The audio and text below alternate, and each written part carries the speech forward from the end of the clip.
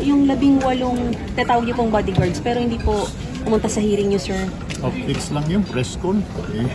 Parang pakita nila sa media para mapanood sila ng tao sa social media na pumunta sila, matapang sila, pumunta sila dito. Open naman talaga, pwede silang pumunta dahil bisita sila ni Senator Robin.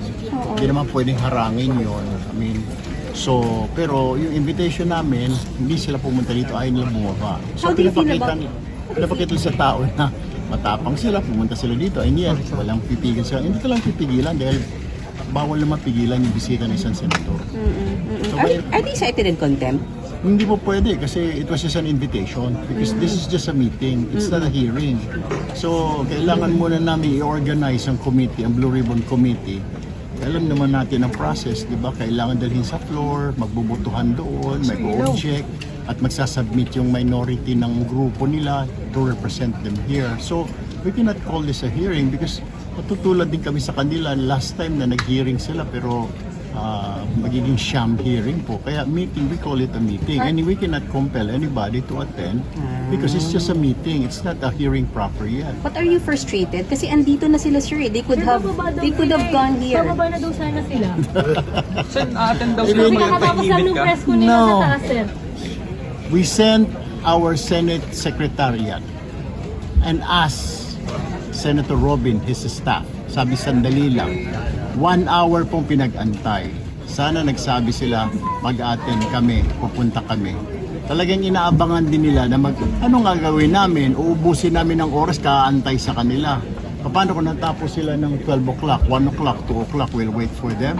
Hindi naman po pwede. Number 2, kanina nga, iniisip namin, nag-uusap kami ni Senator Kiko kung itutuloy pa itong hearing bilang pagrespeto po sa mga nangyayari po sa Mindanao kung itutuloy ba natin, ano ba mas may precedence? Di ba yung tignan muna natin kung anong kailangan nila doon, how much money the government needs dahil I'm sure may pondo ang DSWD, may pondo ang agencies pero another kung ano naman ito, catastrophe na kailangan paglaanan, pagtuunan ng pansin, paglaanan ng pondo.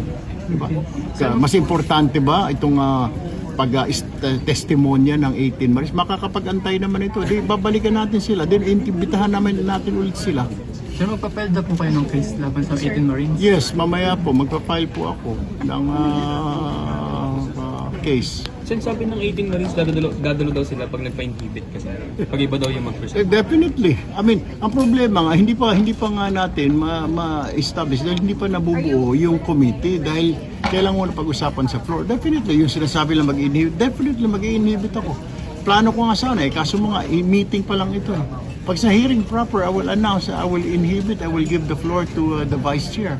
Or magtatayo kami ng subcommittee kaya pag-uusapan niya sa floor na let Senator Kiko to handle it. Itong flood control. Ang problema kasi, wala tayong katapusan itong investigasyon. Naibigay na pala ni Senator Ping yung kanyang report sa ombudsman. Kaya may mga na kasuhan na, may mga na warrant of arrest na, may piniprepare pa ngayon na ma-aresto because of the result of the Blue Ribbon hearing natin previously under Senator Ping.